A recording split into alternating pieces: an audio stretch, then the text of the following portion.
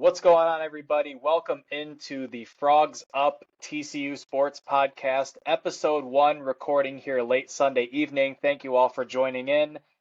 This is formerly known as the Frogs of War Podcast, and as you can see, we have rebranded with our new name and logo as we have partnered with the 1012 Network. We are extremely excited about this partnership and ready to get back and do what we do best, and that's bringing you all the latest and greatest in TCU sports. I am Russ Hodges. That is Anthony North. It's been a little over a month since we have done a episode, so a lot's been going on since then. Anthony, how's your summer been? Yeah, Russ, good to be talking with you again. Good to be talking TCU sports here again. And yeah, it was a good summer. Got to travel out to Big 12 country in the Rocky Mountains of Colorado. So that was great. And it's been super duper hot here in the over 105 degrees for weeks on end. Hopefully the summer will make way to fall soon as we approach football season, and just really excited for this opportunity with the 1012 Network to keep this podcast going and to be talking TCU sports again. And for those who want to support the 1012 Network or the two of us here on the Frogs Up podcast, a couple of quick plugs here before we get started, because we have a lengthy list of things that we want to get into. We'll talk about the conference realignment news that has shook the college athletics world over the last several weeks. We'll talk about the state of the TCU SMU Iron Skillet rivalry, as well as some MLB, NBA, and NFL news concerning our TCU Horned Frogs. So real quickly, the 1012 Network has launched a Patreon. If you would like to support the podcast network or the two of us here on the Frogs of War, or the Frogs Up podcast, not the Frogs of War podcast anymore, patreon.com/1012 Network if you'd like to show your support there. Also, Charlie Hustle has some TCU Horned Frog apparel that is out for this school year if you want to get stocked up on your TCU swag. 15% off your order with the promo code FROGSOWAR. That's all caps, no spaces, FROGSOWAR. Get 15% off your order. There's some really cool stuff there at Charlie Hustle, www.charliehustle.com. Okay, let's get right into it. The biggest news that has surfaced in college sports and college football over the last several weeks has been the conference realignment news, and the Big 12 has definitely reaped the benefits of this. We have Colorado, Arizona State, and Utah coming to the Big 12 in 2024. All four of those schools will receive full media shares, and the Pac-12 is dissolving right before our eyes. Those four schools are heading to the Big 12. Also, Oregon and Washington are leaving the Pac-12 for the Big 10. And so the Pac-12 has kind of fallen into shambles here over the last few weeks. There are only four schools remaining. It is Oregon State, Washington State, Cal, and Stanford. A lot of rumors are surfacing as to what might be next for those schools. Could there be a merger coming with the Mountain West? Could there be a merger coming with the American? Could Cal and Stanford be on their way perhaps to the ACC? A lot of rumors, a lot of reports coming out on social media. But Anthony, what are your biggest takeaways from this new wave of realignment and just how it's going to affect the Big 12 and the TCU Horned Frogs moving forward? Yeah, it's just been terrific for TCU fans to be on this side of the fence of realignment, to not have to worry every single day, the anxiety of something going terribly wrong and being left to wander the wilderness, as has happened to the Horned Frogs in the past. So being in a position of power here has been a welcome surprise. It's incredible to see how far this has come over the last couple years since Texas and Oklahoma announced their intended departure for the SEC, where pretty much everyone nationally had written off the Big 12, had already written the obituaries and decided how the pieces of this conference were going to be divvied up among the rest of the college football world. And to go from that point to adding the four biggest programs out of non-Power 5 conferences to join the league this year. And then Brett Yormark comes in as commissioner about a year ago from right now. And he comes in and just becomes a certified gangster. He comes in and just outmaneuvers the Pac-12 and others at every turn. Just bringing a savvy in negotiations with the broadcast partners, ESPN and Fox, bringing all kinds of new initiatives to the conference. And he's not batting 100% by any means, but I think very clearly he has put this league into a status point that was kind of unfathomable prior to his arrival here in the conference. So, and to be able to go into the Pac-12 and pull 4 major state universities, big time programs with very strong athletic departments into this conference is just a huge coup for the Big 12, for Brett Yormark. Very excited to welcome the 4 corner schools, the Colorado, Arizona, ASU, and Utah into the Big 12. It's going to make for an absolutely thrilling conference next season. And, I think this season's going to be incredible.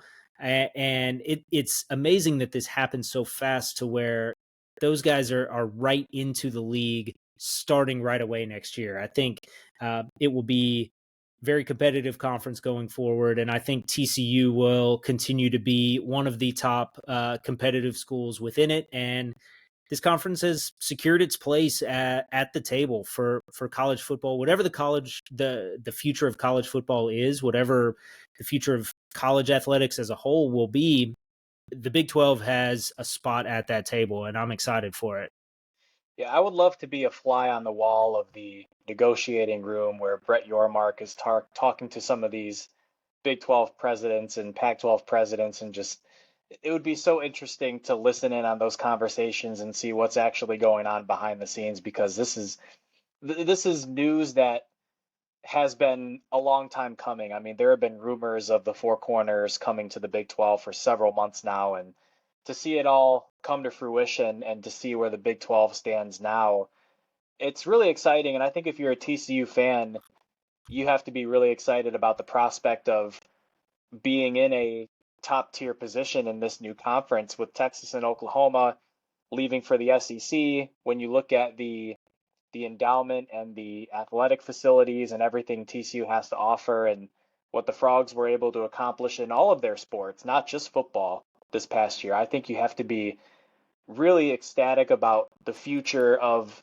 TCU and the future of the Big 12 conference. And it's going to be a juggernaut of a basketball conference with Arizona coming in. You have Houston coming in with this most recent wave of teams, and it's going to be a gauntlet in basketball. It's going to be extremely competitive. And with football, I mean, TCU has really sparked some competitive rivalries with Baylor and with Texas Tech over the last several years, some great battles there. And now you have a renewal of some Mountain West rivalries against the BYU Cougars and the Utah Utes. And, Arizona State and Utah maybe a little less excited about coming to the Big 12 than some Colorado and Arizona fans are, but um, there's no doubt that the Big 12 is going to be a extremely competitive conference, and it remains to be seen what's going to happen with Oregon State and Washington State, as well as Cal and Stanford. I know there was a vote fairly recently to add Cal and Stanford to the ACC. It sounds like that was 1 or 2 votes short. And interestingly enough, SMU was actually brought up as a potential ACC target. SMU has been in the news recently as a potential expansion candidate for the Pac-12. The boosters in Dallas seem to be willing and eager right now to get SMU into a better position in terms of its athletic standing. And SMU is also in the news concerning the TCU Horned Frogs because the state of the Iron Skillet, with all the conference realignment news surfacing and teams moving around. Teams are looking to prepare for the new college football playoff format as it moves from 4 teams to 12 teams, and making some schedule changes. And it appears that the Iron Skillet may be on life support here, with news coming out that TCU and SMU are going to quote unquote pause the matchup after 2025 Who knows what that exactly means? I'm sure there will be more details that come out um, in the near future or in the long future. But Anthony, what are your thoughts on this news that the Iron Skillet may be coming to an end, and what does that mean for the Frogs and the Mustangs moving forward? Yeah, I think as unfortunate as it is for some of these regional rivalries that will be coming to a close and that have kind of been diminished even over the previous versions of conference realignment, I think that this is certainly an appropriate move from TCU perspective to at least at this point have flexibility for the future for scheduling purposes, to be able to fill that slot where instead of going to Dallas, perhaps you have a major Power Five program or just a different rotation of teams. Perhaps the new Big 12 goes to a 10-game conference schedule. It really just opens the flexibility doors here, and by no means will these games be the last time TCU and SMU play each other. I expect TCU will welcome SMU into Amon G. Carter Stadium many times in the future. And, as SMU continues to claim that they will put big money forward to put themselves into a major conference, maybe that happens.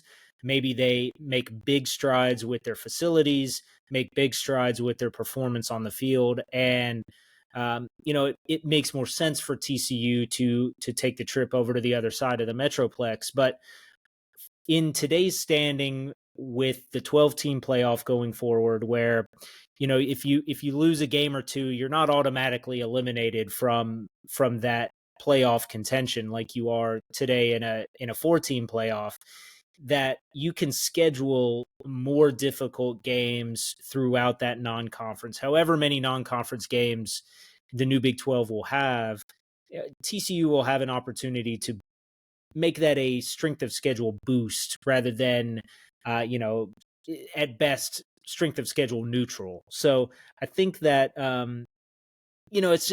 it's where the programs stand at this point. And that's not to say that SMU can't continue to climb forward. They have been improving their performance on the field and in many sports, and I think that they have every opportunity to do that. And maybe at that point, the Frogs get that schedule back up and running again. But as a home and home, it has stopped making sense to continue a every year forcing that onto your schedule every year. And it's we don't ask that of other major programs. I mean, not to compare TCU to these other programs, but we don't say why isn't Alabama or Auburn playing Alabama Birmingham on the road every year in Birmingham. That's not something they do. Why would they do that? No one would ever expect them to do that. Even someone like Vanderbilt is not going to play at MTSU, Middle Tennessee, every year. So it's not something that's really expected anywhere else in major college football, and so it's more TCU catching up with the times than it is anything else. It's just a sign of the times. It's unfortunate, but it's the way it is today.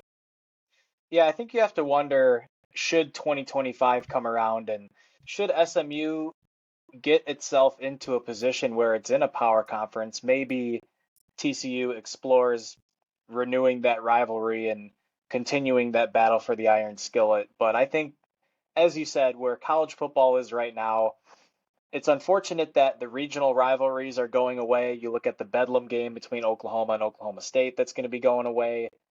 Washington and Washington State, Oregon and Oregon State, who knows what's going to happen there. I think it's likely that those games go away with Oregon and Washington both leaving for the Big Ten.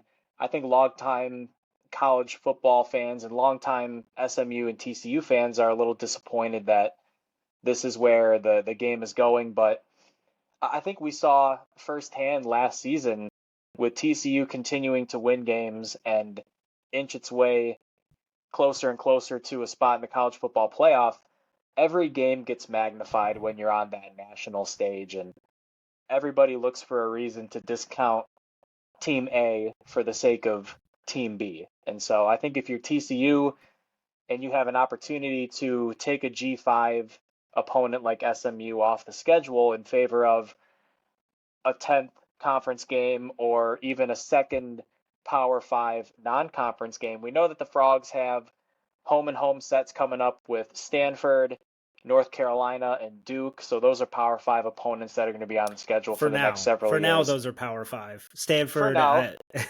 correct. I think Stanford is going to find its way into some sort of power setting with that brand, but uh, nevertheless, I think TCU wouldn't take SMU off the schedule for the sake of scheduling another G5, like a Tulsa or a North Texas or a team like that. We know that an FCS team is going to be on the schedule. We know that's nothing really new for Power 5 programs to have at least one of those quote unquote tune-up games on the schedule. But I think for TCU, the Frogs are 18-4 against SMU since 1999. So the Frogs have really dominated the rivalry in this generation. And I know that when you go further back in history, the Mustangs had their share of runs as well. But I think where we are in 2023, it's something that needs to be done. I think a lot of Frog fans are ready to move on and put a tougher game on the schedule, a more entertaining game on the schedule that could be a boost for the Frogs with the college football playoff format changing here from 4 teams to 12 in the near future. And so, uh, with TCU football on the brain, there were some preseason rankings that came out fairly recently. The Frogs are number 17 in the AP Top 25 preseason poll, as well as number 16 in the USA Today Coaches poll. Fall camp has been well underway for the last few weeks. We have the kickoff against Colorado coming up here very soon. It's hard to believe that it's almost here. Tune in next week. We will have a lot more coming about fall camp as well as previewing the Colorado matchup. We do have a few other things that we want to hit on here as we wrap up the summer and really get rolling with the fall schedule. The 2023 MLB draft that took place early last month. TCU, of course, had a tremendous college baseball season, making it all the way to the College World Series. Some tremendous individual efforts from guys like Braden Taylor and Cole Fontenelle, Elijah Nunez. No surprise that those are 3 of the 7 TCU players who were taken in the 2023 MLB draft. It was a 3-day draft period. Braden Taylor goes 19th overall, first round of the Tampa Bay Rays, one of the best organizations in all of baseball right now. Cole Fontenelle goes in the 7th round to the Los Angeles Angels.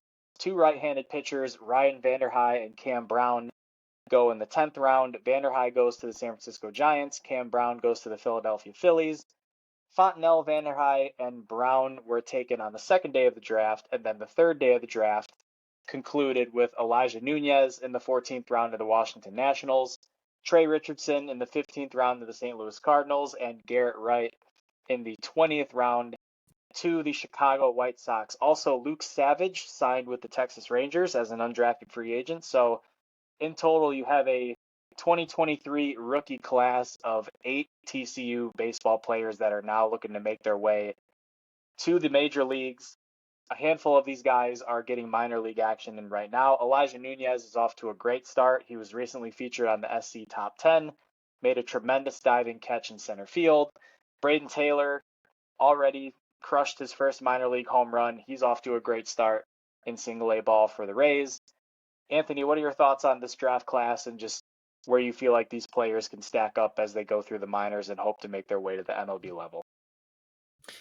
Yeah, man, Braden Taylor, how exciting was it to see him get drafted in that first round? I think that was just it's fun to see these guys who you've watched for years with the Frogs to get that moment in the sun where their life is really changing, and absolutely well earned, well deserved to Taylor, and I think he is well set up to make his way through the ranks and up to the show soon enough for the Rays, and will be a big contributor at some point in the future for them, and just excited for him and for all of these guys. I think everybody here has a chance to do big things. I think some of these guys we maybe would have expected to forgo signing this contract and return to TCU for another season. I think maybe some TCU fans would have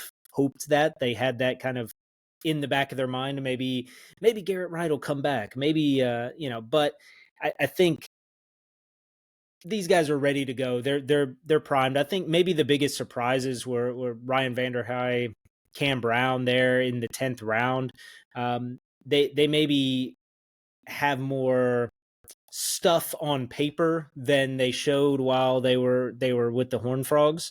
But across the board, just excited for these guys to get this opportunity in baseball, in professional baseball, to begin their careers and hopefully long careers that see their way up into the major leagues at some point. And from the baseball diamond to the basketball hardwood, there are a couple of TCU rookies that are looking to carve out some roles in the NBA as well. Mike Miles Jr. and Damian Baugh, both players were undrafted, but both got a lot of run in the NBA Summer League. Damian Baugh is currently with the Los Angeles Lakers on a Exhibit 10 contract. He played in 7 Summer League games this year, averaged a little over 19 minutes a game, so he got a good amount of run there, was filling up the stat sheet. He's not your guy that's going to score 20, 25 a night, but he's going to give you a little bit of everything. So he got quite a bit of run with the Lakers. The Exhibit 10 deal is a contract where if it's not converted to a two-way contract before the start of the season, then that player becomes a free agent, and then they can go sign a G League contract or some other contract and look to find their way with another team. So we'll see if Damian Baugh can earn one of those two-way roles with the Los Angeles Lakers. A player who has earned a two-way role is Mike Miles Jr. He signed a two-way contract with the Dallas Mavericks, so he is going to be playing with the G League Texas Legends, who are the G League affiliate for the Mavericks, and he looked very good in the Summer League. He played in 5 games. He started 3 games, averaged over 12 points a game, shot 50% from the field, and averaged just about 19 minutes per game. So, Anthony, not sure how much Summer League action you caught. I know that Summer League is not the most entertaining brand of basketball, but I'm sure it was exciting to see some of these Frog players in action. No, I did take some time to watch some of these games when I had a chance, and Mike Miles really stood out. I mean, he was absolutely, not only did he belong on the floor, I think he really shined when he was on the floor. So I can definitely see him making his way to the NBA roster. He will earn some NBA minutes probably this season. So I think he clearly showed that he in a lot of this competition he was just better than the competition. He all of the things that we saw during his time as a Horned Frog, he put on display in these Summer League games. Really incredible shooting as well. I mean, he was really very impressive throughout this time. Damian Baugh with the Lakers, his game does not translate as well to the Summer League stage. I think the Summer League is much more of each individual is trying to do their individual thing to show why they should deserve, a spot in the NBA, and which is within their right, certainly, and that's what it is. But Damian Baugh is much more of the facilitator, the rebound guy, the grab a board or make a defensive effort and run the court and distribute. So that didn't show up in the gameplay quite as much as we saw it in actual team play at TCU. But I think he did a lot to impress, just to show that a lot of really nice defensive plays, making steals, making blocks, really shutting down some folks on that end of the court, and still being able to do what he always does: distribute, get his rebounds, get his assists. So I think he'll have a longer road to get a chance to earn NBA minutes, but I think we know that he will put that time in and make himself known as a key contributor wherever he ends up, whether it eventually be a G League or even if his journey has to start in international destination somewhere playing overseas. Um, I, I think we can all be confident that Damian Ball will do what it takes to demonstrate his skills. And of course, the NBA season is still several months away, so we will have a little bit of time in the future to get to that. But we do have quite a bit of NFL preseason items to discuss because the football itch is getting very real right now between the TCU football season inching closer, the NFL season inching closer. We got fantasy football right around the corner. Football is about to consume my life here for the next 3 months or so. In addition to the high school football season getting started here, I have my first game to cover this coming Friday. So NFL preseason action is well underway. We are in week 2 of the preseason, but last week there were some really exciting matchups, most notably the Los Angeles Chargers taking on the Los Angeles Rams at SoFi.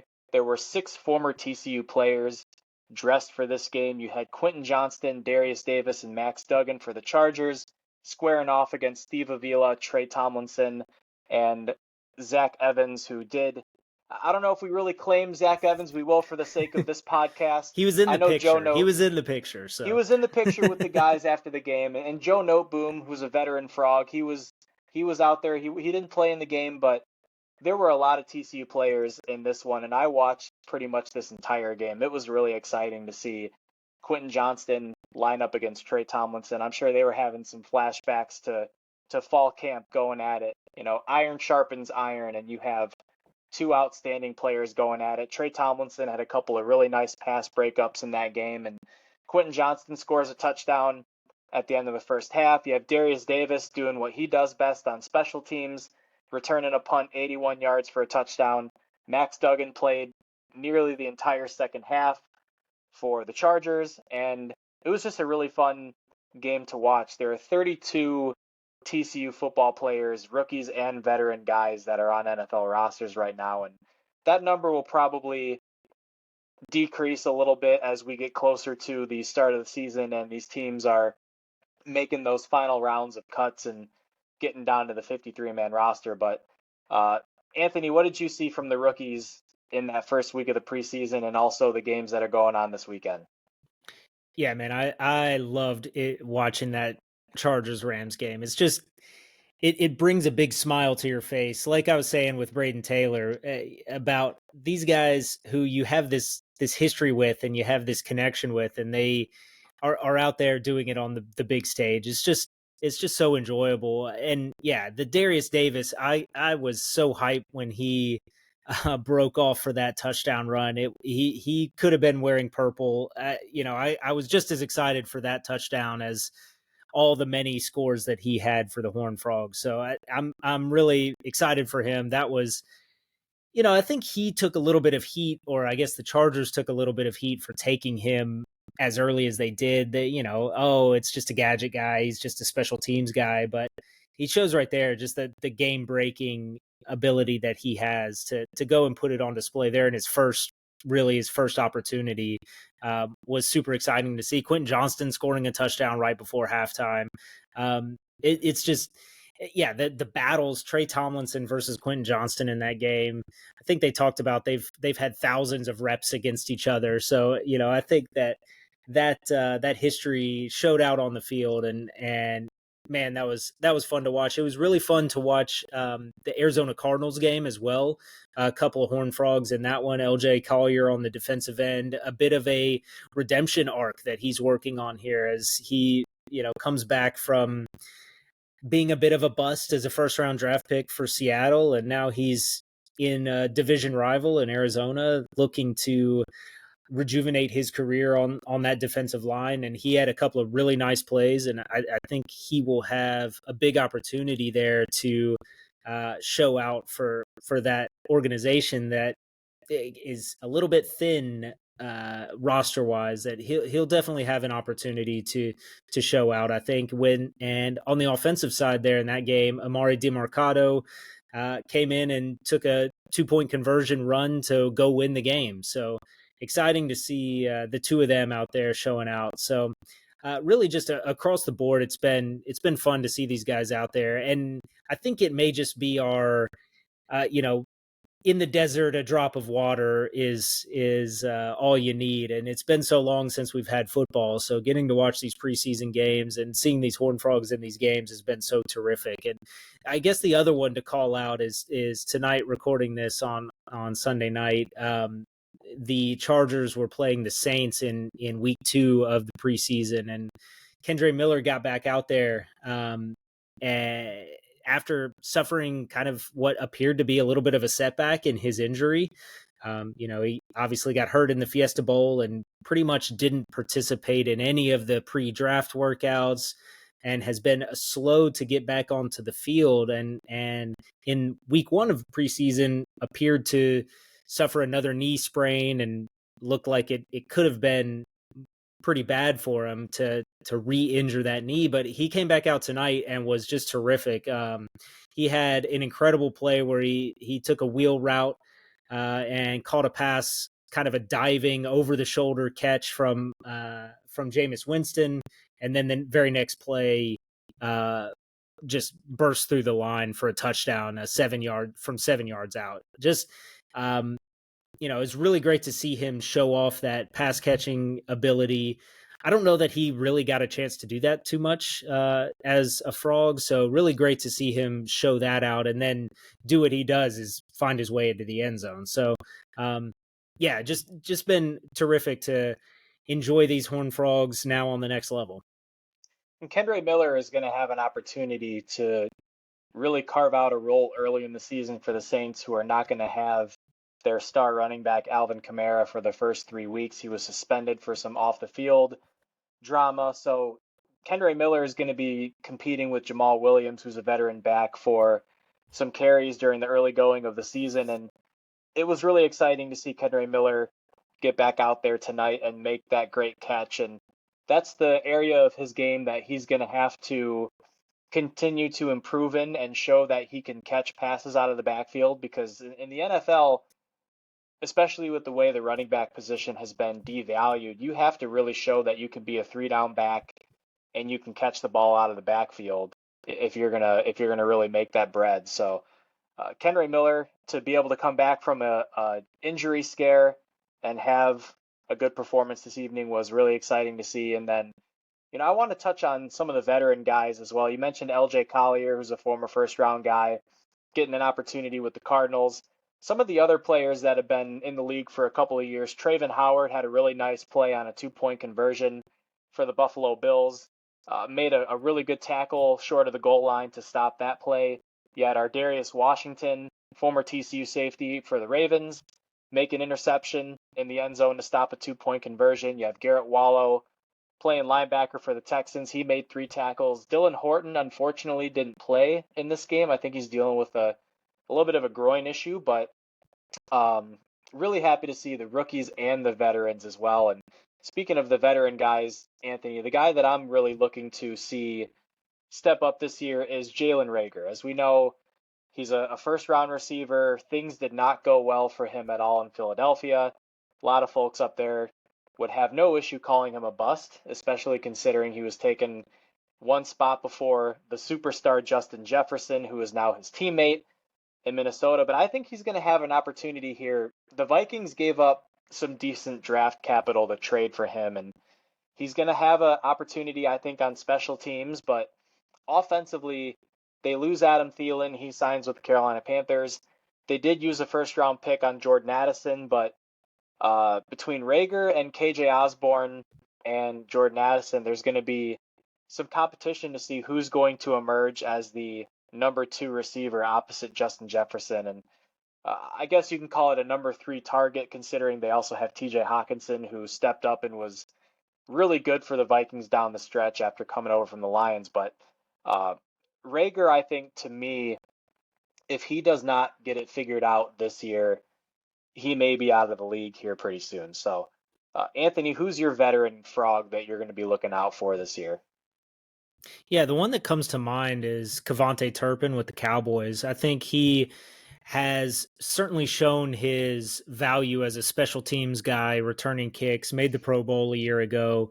But in the preseason and through the clips from training camp that we've seen, he's been getting a lot of work at receiver as well, including with the first team offense, catching passes from Dak Prescott. So I think if he's able to be used in a role uh, on the getting actual scrimmage snaps um, with that offense, I think that's a really exciting opportunity for him to break out to another level beyond just your special teams guy or your gadget guy. That he can come out. We know for the Horned Frogs, he was a real wide receiver, a real weapon on the offense in addition to his special team skills. And I think he can certainly show that with the Cowboys this year. So I'm excited to see him play.